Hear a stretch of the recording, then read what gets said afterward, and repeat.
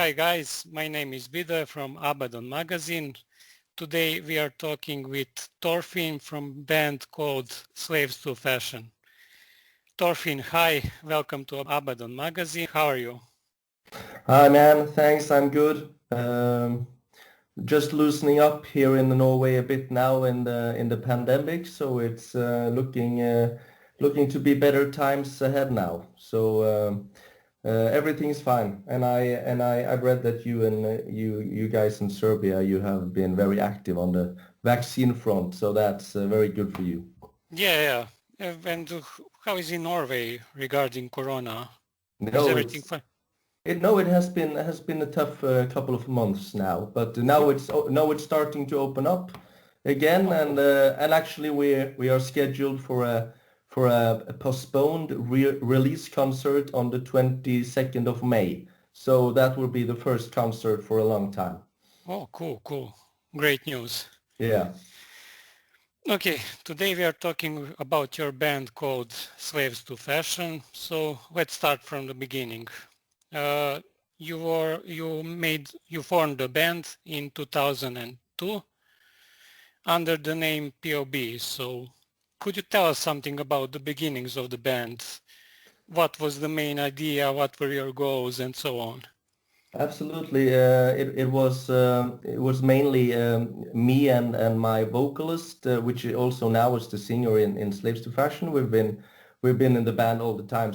Even if the name back then was POB, it actually feels like more like we changed the band name when we changed into Slaves to Fashion. So it's more or less the same guys, and the singer Johannes Stola has been with me all the time in this band.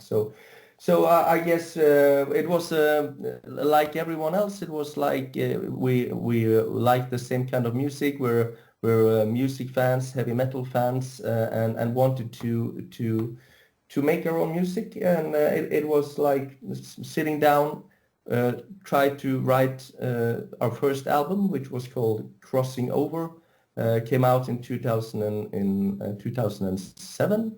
And we changed the band name for Slaves to Fashion after that because, to be honest, it was quite a terrible band name to be called POB, since there's also a band much more famous than us called POD. Yeah, POD, yeah. It was more like just changing the band name than changing the overall concept of the music, and the music, I guess, would be, yeah, the genre, progressive, hard rock, metal kind of music. Yeah. Yeah. And I had a chance to listen both of your first two albums, and they're really great. Could you tell us something about your debut album under the name POB, Crossing Over, because it's a concept album, if I... That's true. It was the idea to try to make every song sort of, connected to each other, under the story of a rather introspective type of lyrics, where there's a character, a man that's going through different emotional states in a difficult time of his life. So that was what the lyrics were about, and not so much a typical story, but the concept was built up of some characters around this person then. So it was very cool to try to get some musical themes to, appear in one song and then reappear in another song, and try to make it conceptual. Like I've always, as a teenager and music fan, I was always very fan of concept albums. I really liked, Operation Mindcrime by Queensryche. I was Yeah, very into what the Dream Theater were doing. It felt conceptual, Scenes from a Memory concept album. And yeah, even The Crimson Idol by Wasp was a big album for me, because it was this story, and from the 70s you got Pink Floyd and The Who doing that type of thing. So it felt natural. This new album though is a concept album in another sense. Yeah. Later we will talk about your new Yeah. album. After you changed the name of the band to Slaves to Fashion, okay, before we start about your second period of the band, could you explain the meaning of the name Slaves to Fashion? Does it have some story, background, or? Yeah, it has. It's the typical situation where a band is trying to find a band name. It's very difficult, and there's always a lot of suggestions on the table, and there's a lot of, and I wouldn't say arguments, but it's like I don't like that, I like that, and it's very difficult to agree on it. Especially when you got into that period, that state where okay, we need a new band name. So what's gonna be? So it was my idea. It has a story. It was from when those TV series got so popular. One of the first of the big TV series, I guess, was the series called Rome. I think it was an HBO production about Caesar and everything. And there was a character in that series which was actually Brutus, the adoptive son of Caesar, who had a quote. He said, "If we follow Caesar in this sort of politics, we will only be slaves to fashion." So I just I like that. I like that phrase, slaves to fashion, in the sense that you just follow the trend, So yeah, I liked it, and it sounded a little peculiar. Maybe it sounded a little 80s pop, but okay, the other guys liked it, and then it's slaves to fashion we are, and maybe it makes some sense, because I don't think what we do musically is very trendy. We're not a very trendy band, so maybe more anti-trend than trendy. So Yeah, I understood. that's the story. Yeah. Cool. Because first when I heard the band name, I thought that maybe you had some sense of irony, like slaves to fashion, like trend followers and that stuff. So, Yeah. but cool story really. So under the new name, Slaves to Fashion, you released one full-length album in 2015. Am I right?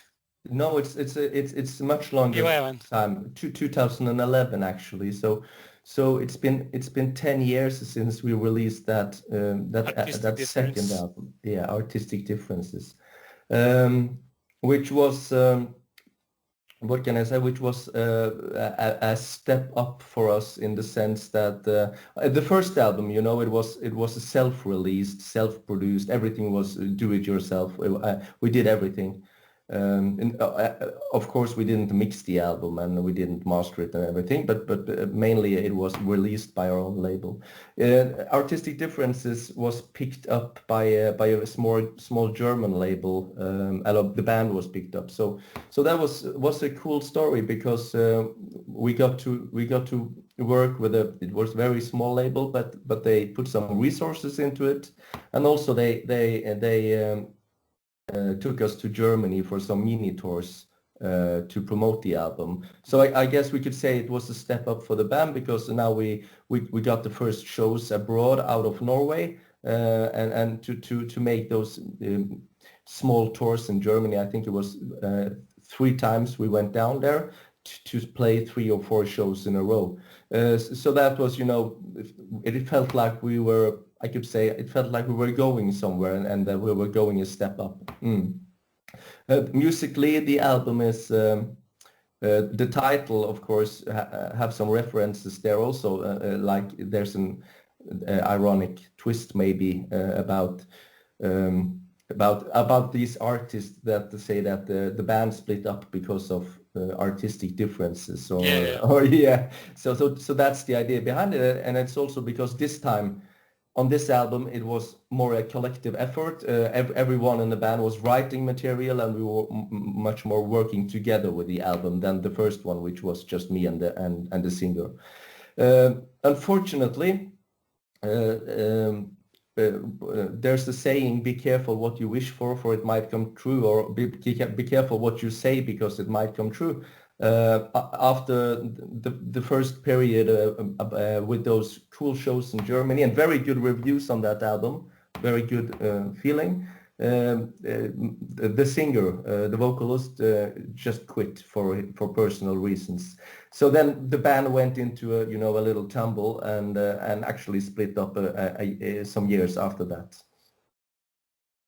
And during that period between your last album and the new one, what was going on?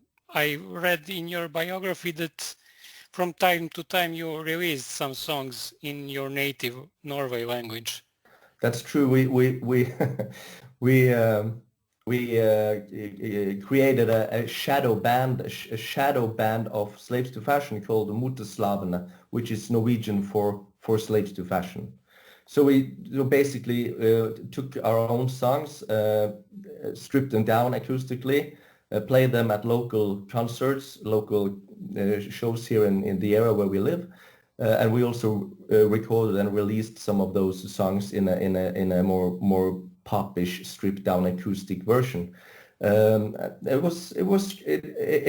idea was to keep the people together, because the band is really close friends, and there's never been any bad blood between us, and this was a very low key way to keep the band together in some form. And also we got some local radio hits when we stripped down our sound to acoustic, so that was cool.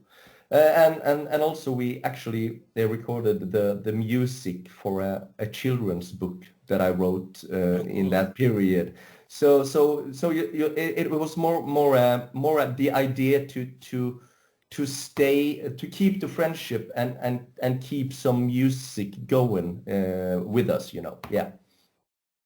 Cool. Mm-hmm. And in 2020 you started working on a concept album called The History of Heavy Metal.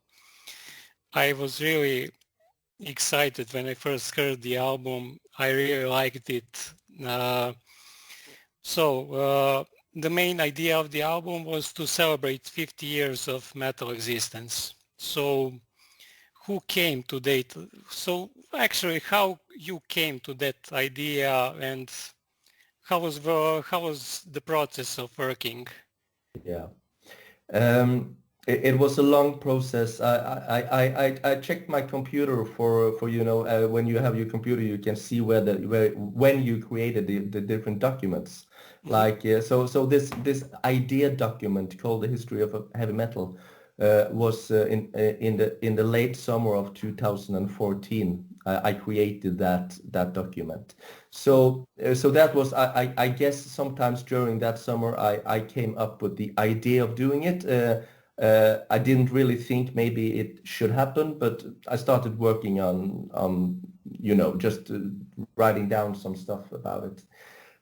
I guess the background for doing the album was that I work as a teacher. My day job as a teacher, and once a year I have a lecture in my school, which is the history of heavy metal for the music students in the school.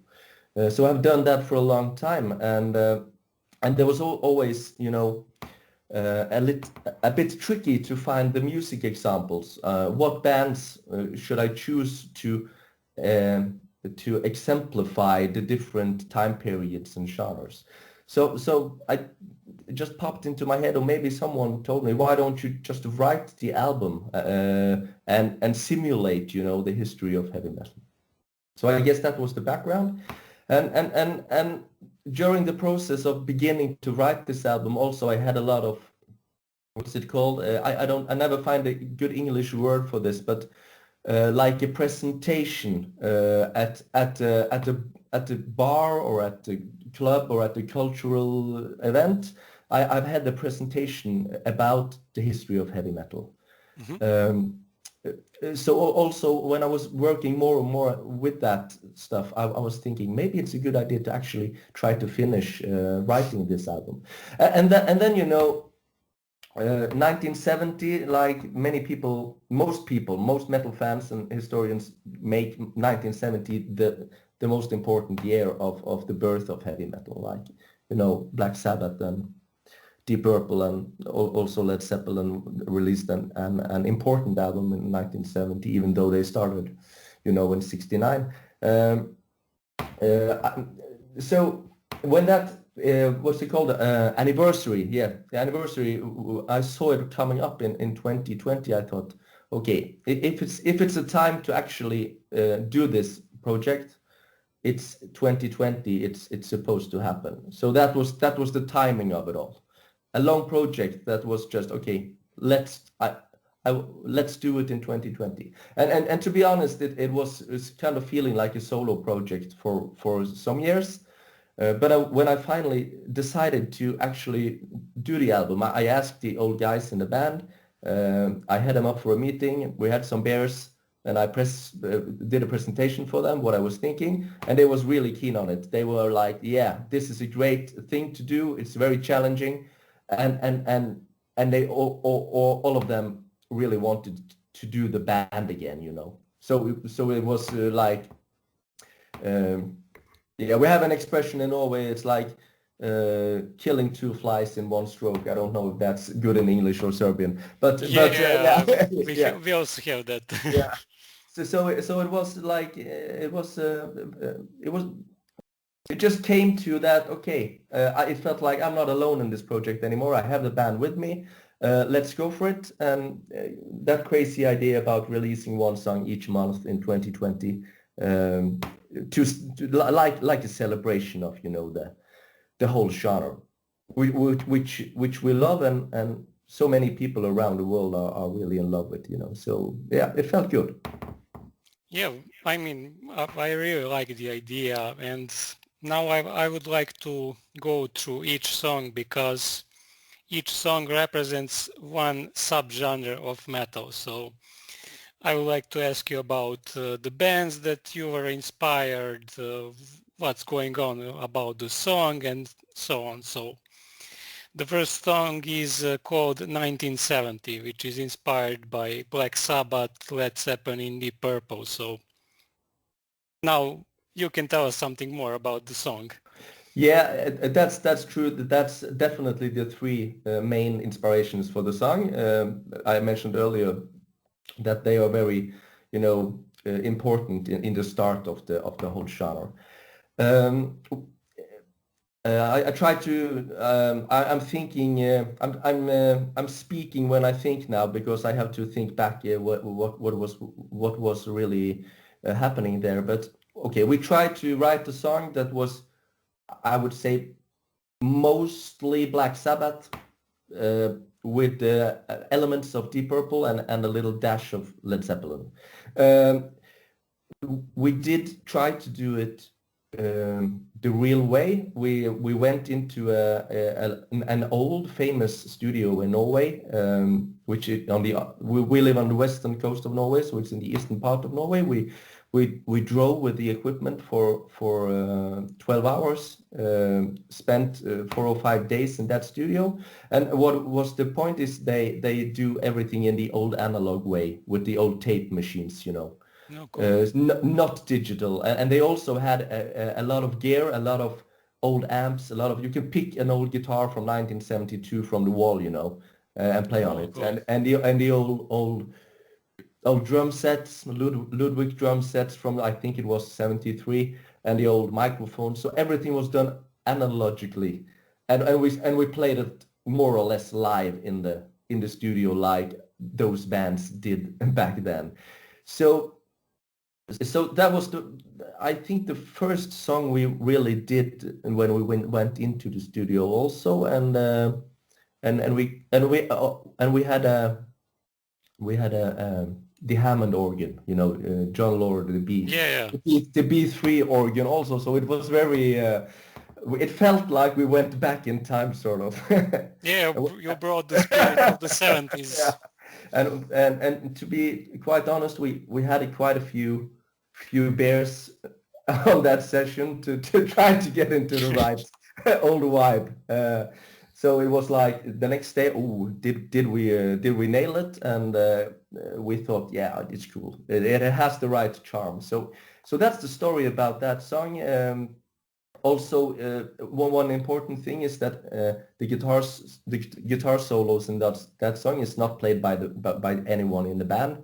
I'm not a guitar player that can play in the vintage type of way. So we had two cool, very cool friends, guest players who could play in the in the Jimmy Page. Iommi and also the Blackmore kind of style, So Yeah. yeah. Cool. So the next song was The Priest of Maidenhead. The title says, oh, it's inspired by the bands of Iron Maiden and Judas Priest, and this is one of my favorite from the album. So tell us something about that song. Yeah. Of course, you nailed the inspirations here as well. I would say it's most inspired by Iron Maiden, with also quite a hint of Judas Priest in some. That was the main idea, at least, and we threw in some Motorhead references also in the chorus there. Well, the song was recorded in the same studio, also done analogically, because that was the way they did it in the beginning of the 80s. Also, they used tape machines. It was a difficult song to write. I remember it was I struggled with it to try to find a form. But I think it got out very good, and I think one of the reasons for it sounds right is maybe we have a guest vocalist on this one called Mats Pedersen, who's doing an incredible job. He sounds like sounds like Bruce Dickinson almost. Yeah, definitely. He's a very good friend of us who also that was a cool thing about this album. We have a lot of guests, and many of our friends all from different parts of Norway were taking part. So I remember the session for that. We did all the main tracks, all the drums, bass, guitars. We did in that athletic sound in the studio. But the vocal session we did here in a local studio, and I was there when Mats sang his parts, and it was more or less doing that vocal take in one take. So it was a very quick session, just a few overdubs. So it was really cool.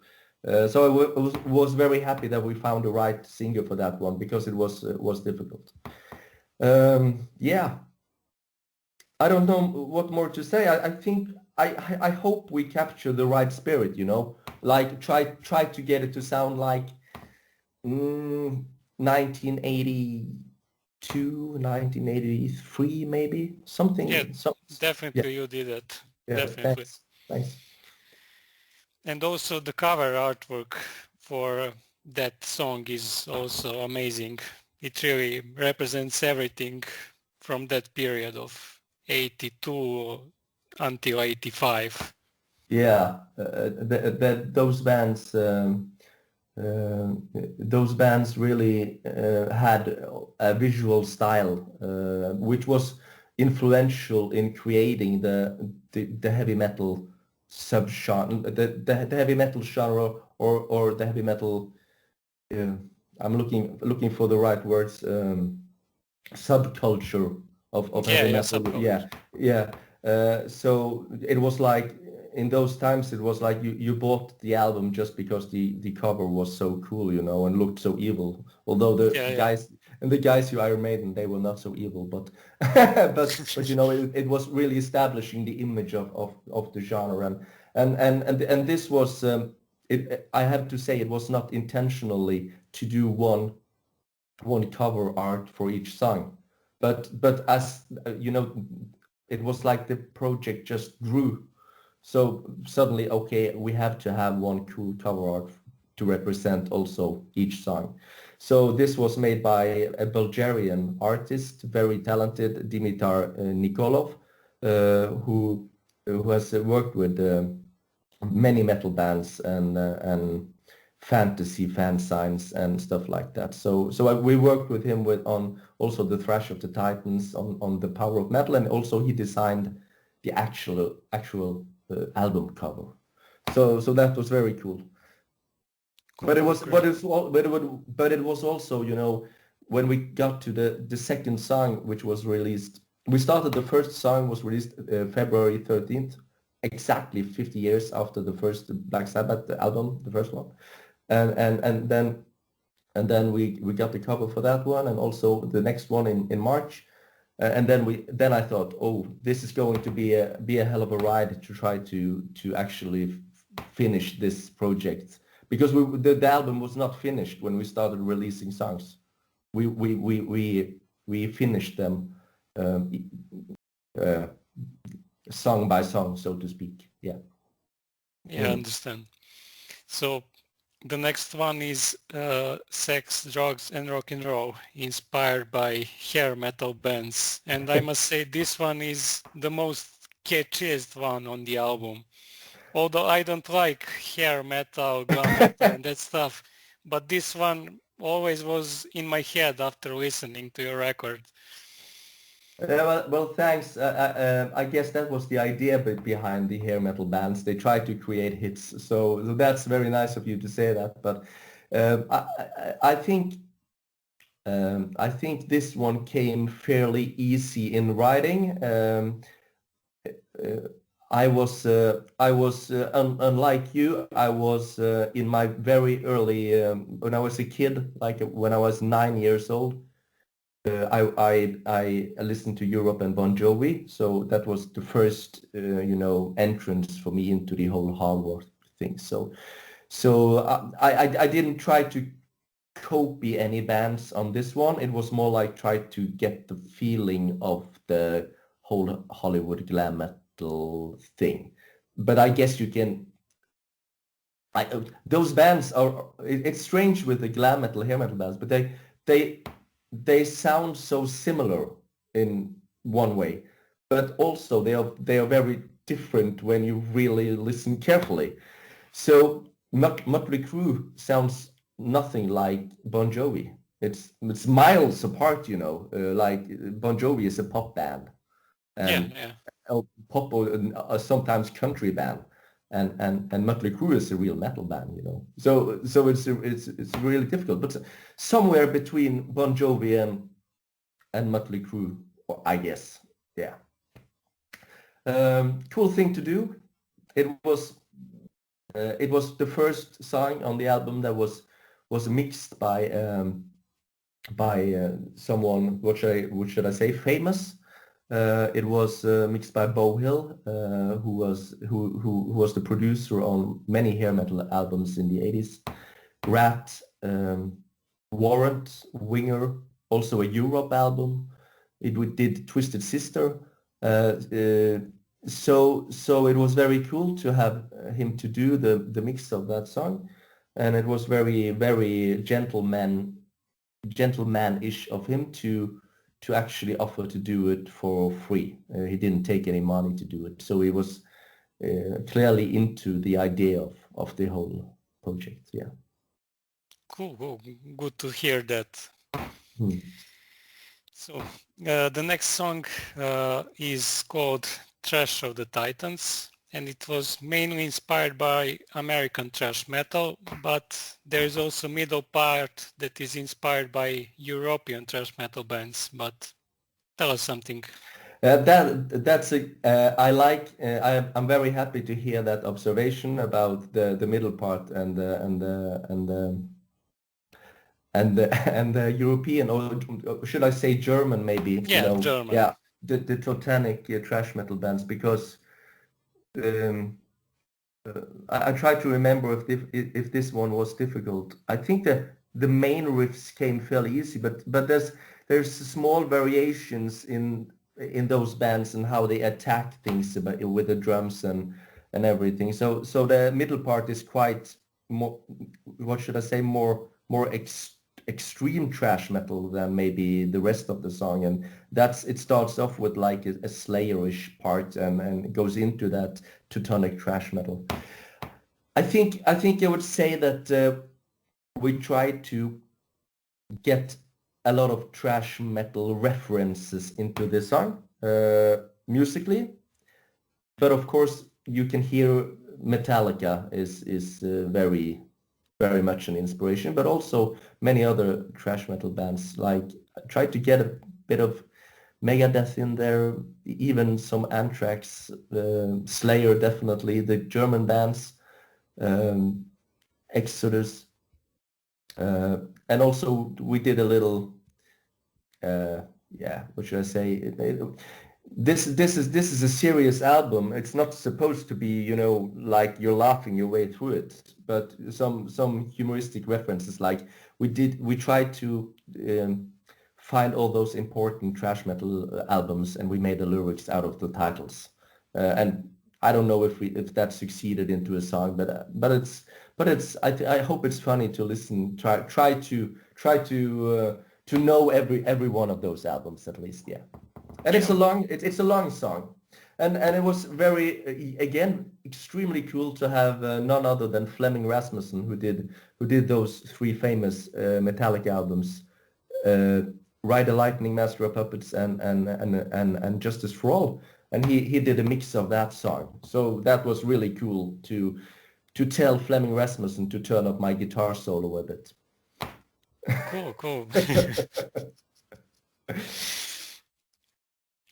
Okay, so the next one is called Expression of Extremity, and basically this song is amazing because you like put doom metal, speed metal, Norwegian black metal, everything in one song, but everything makes sense, so it's not like that you forcefully put something.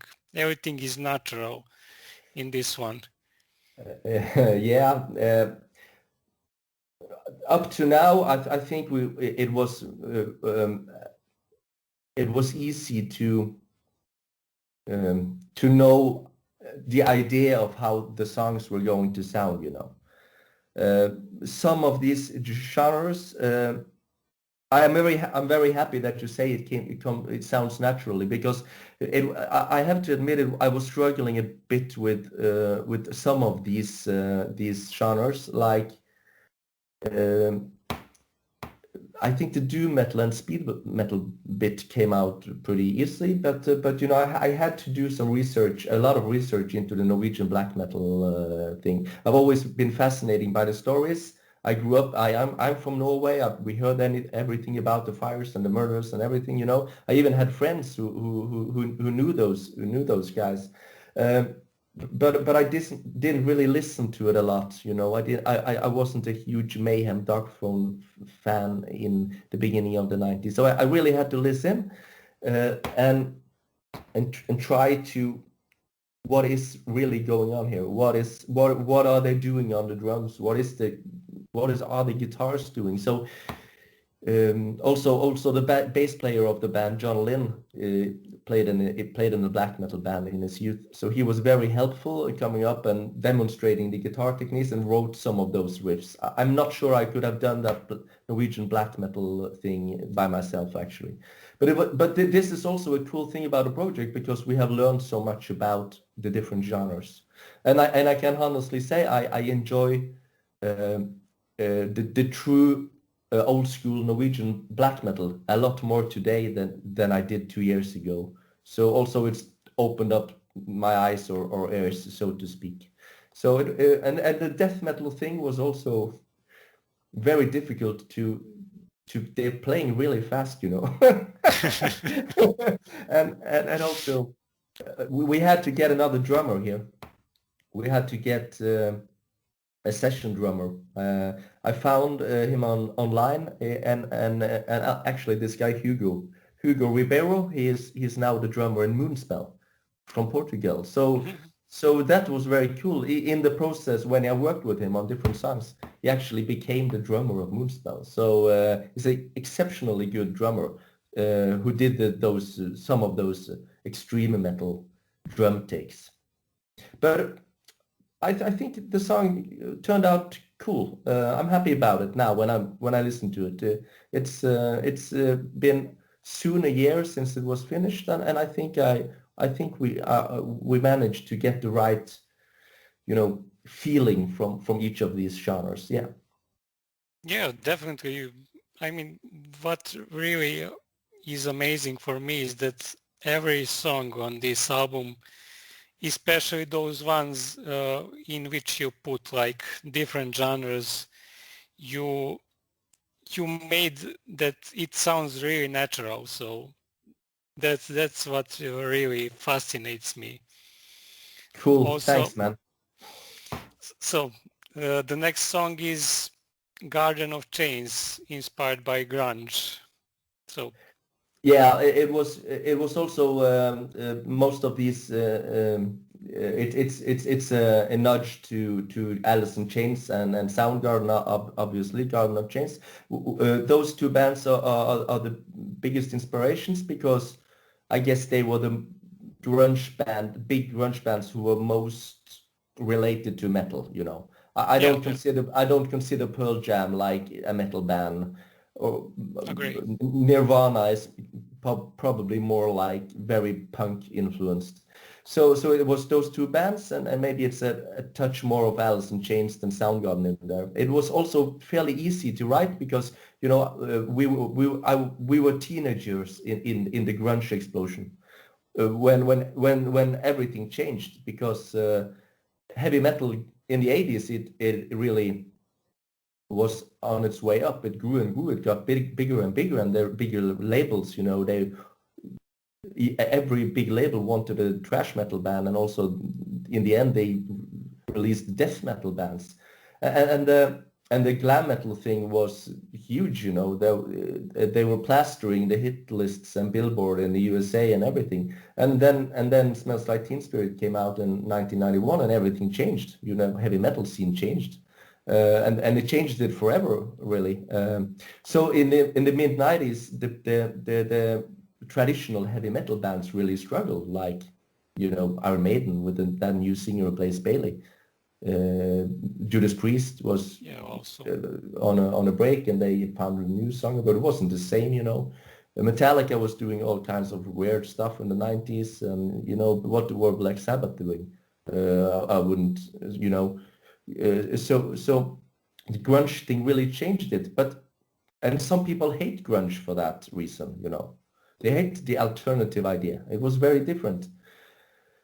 But there's a lot of metal in grunge. I was back and forth to if we should include the grunge song on the album, but I think it's the right thing to do because I think it's a very important part of the story. And we did it. We did the song also. We played the drums and bass live. We did it, lit the ethos of the '70s. I would say I'm happy about that song. I think we referenced it purely fine, and it was really fun to play it. So yeah, I don't know what more to say.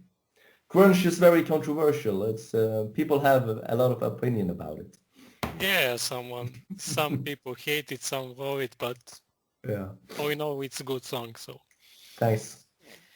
So the next one is Ever-Growing Tree, which is inspired by, let's say, alternative or avant-garde metal bands, so progressive, groove, and so on. But tell us something about that song. Yeah, it was. I must say it was really difficult to write. It's over 13 minutes long. It comes in three parts. The first one is like a progressive thing. The second part is a different alternative metal genres, and the third part is different extreme metal genres. That was the idea. So it's very long. It has a lot of subgenres. I can't remember how many now, but I think it's like 21 or 22 subgenres thrown in one song. So it might sound a little, like it's really the heavy metal tree growing in different directions on that one. What happened in my idea was this one. What happened in the early 90s when the grunge explosion came and changed heavy metal was that heavy metal became underground again, so to speak. There was not much big label support for heavy metal. It was smaller bands, but they were extremely creative. And I think in this period there has been created most new subgenres than any time else in the history of heavy metal. So the idea was to show how much the heavy metal tree is growing. Hence the title, the ever-growing tree.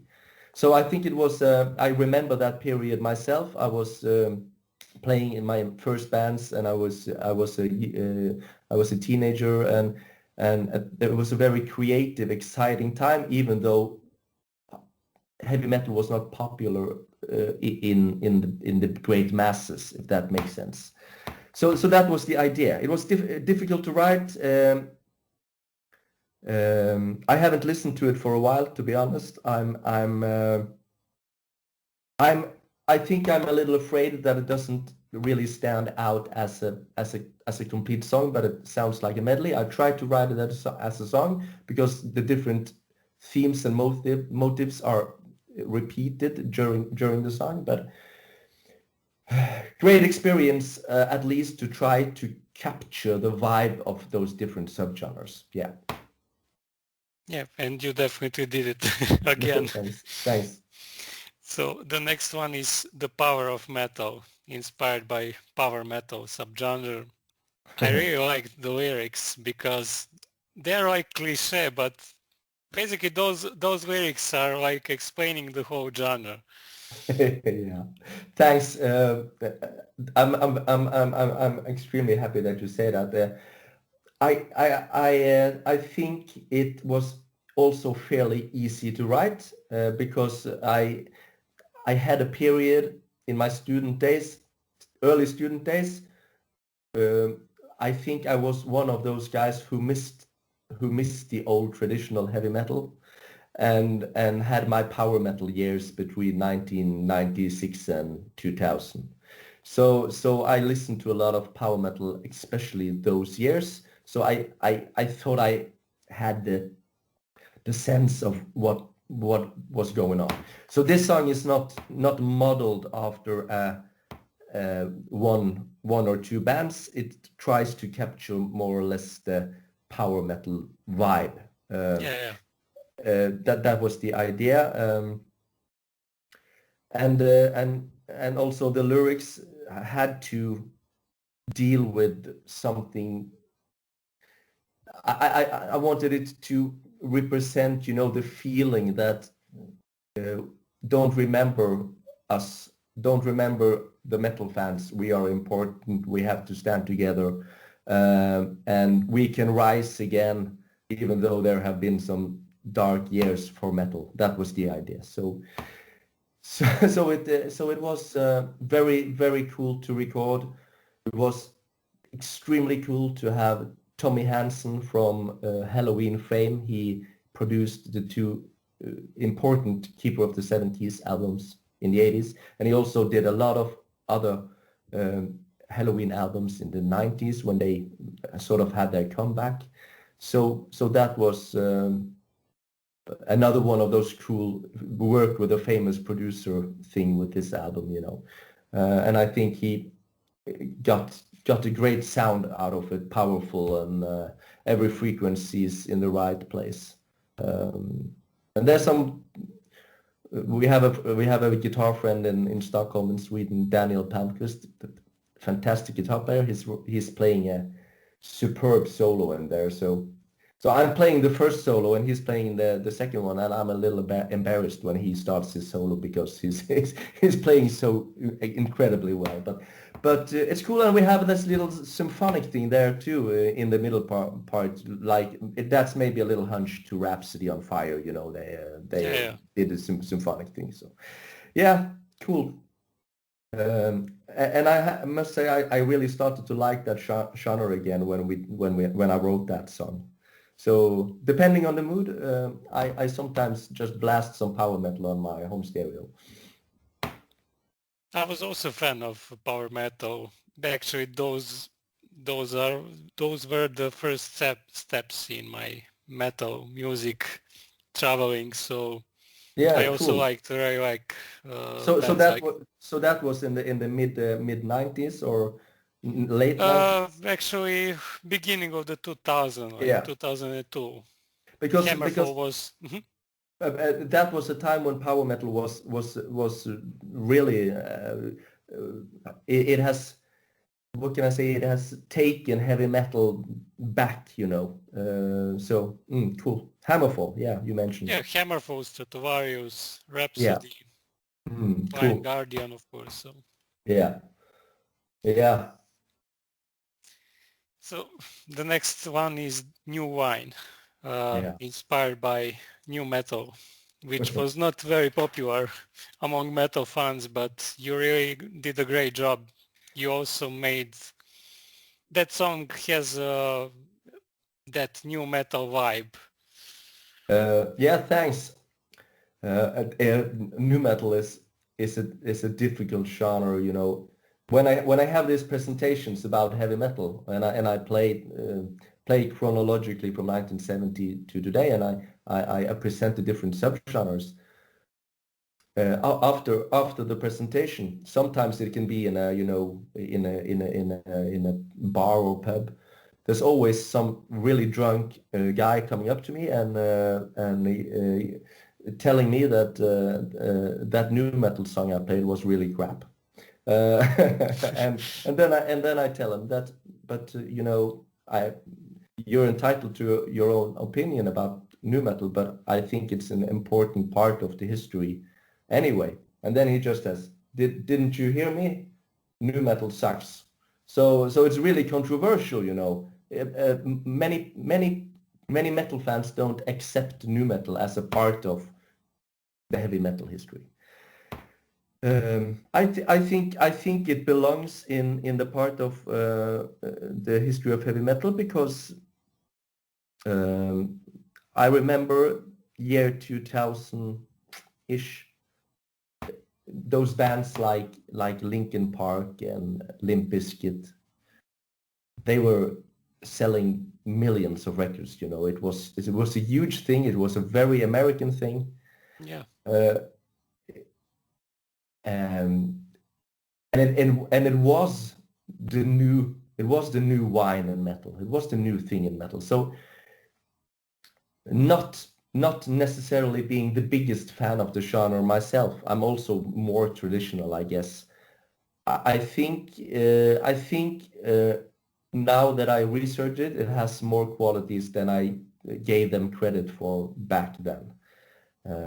But it's a very creative genre, you know, taking the rap thing and all the scratching on the vinyls and all of those things. So I think it's no matter what our opinion is about a subgenre, I think it's important to think that creativity is a good thing, you know, and it moved the genre in another direction, and it also kept heavy metal alive in some form. So interesting genre, cool song to write. Uh, Definitely very Linkin Park-ish, I think. Yeah. yeah. Yeah. Mm. And also new metal like brought new kids into metal music because in that moment on MTV you could only hear like Linkin Park, Limp Bizkit Mm. and that stuff. So I But think but that it did a great job like getting new kids into metal music. I totally agree, and I think also it revitalized the genre, and that when we get to the next one, the next song, the Too Close to See Clearly, which is the closing song on the album, I think which is many of those genres represented in that closing song is different metalcore genres, and I think there's a link, a bridge between the new metal genre and the metalcore genre. There's at least some kind of similar attitude there. Yeah. Yeah.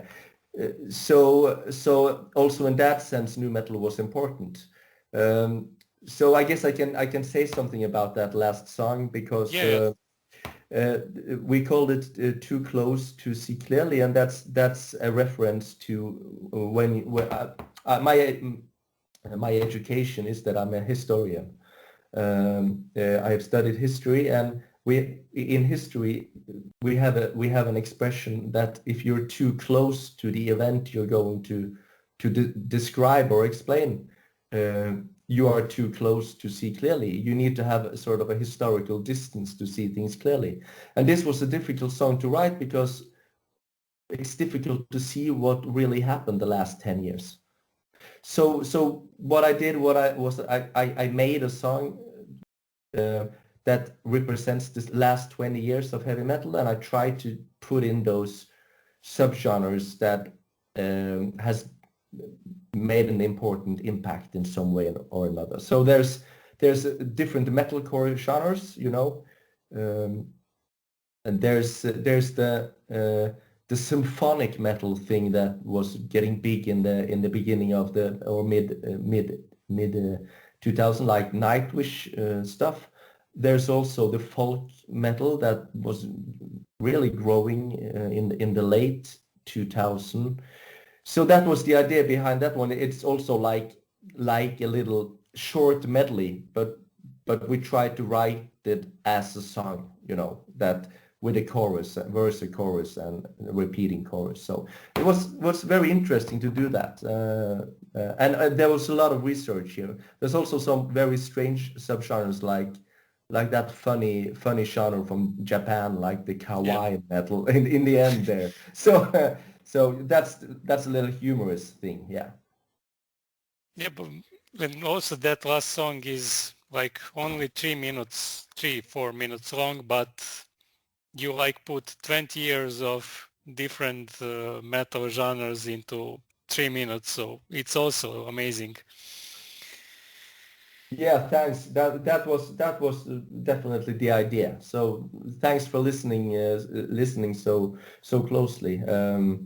I guess when you're saying those things, it makes me very happy because the idea about doing this album was clearly not to be world famous, but to if some people really want to listen to it closely, that's the rewarding thing about it, really. So I'm very happy you say that. And now when you released that record, what are the next steps of the band? It's not easy, this question, to answer because of this pandemic stuff and so on, but maybe you have some plans. Yeah, we're in rehearsals, and we're doing a set where we're playing for now the history of heavy metal chronologically, with some of our own songs and some of the old classics. So it's like a history heavy metal party set. So we're doing that for the first time now, hopefully the 22nd of May, and we hope to, when society allows, to play more of that stuff during the next year live. Also, we're releasing a vinyl version. We didn't do the vinyl. We only did the CD this first round. A vinyl version of the album with 3 extra songs. There's an intro, but building up with everything. Intro radio tape that's building up to 1970, so to speak. There's a 1975-ish hard rock kind of song, like because that's missing on the album, you know, the Kiss AC/DC thing. That's missing. Yeah. So we're doing that as a vinyl bonus track, and we're also doing a punk song actually, also to expand the story a bit.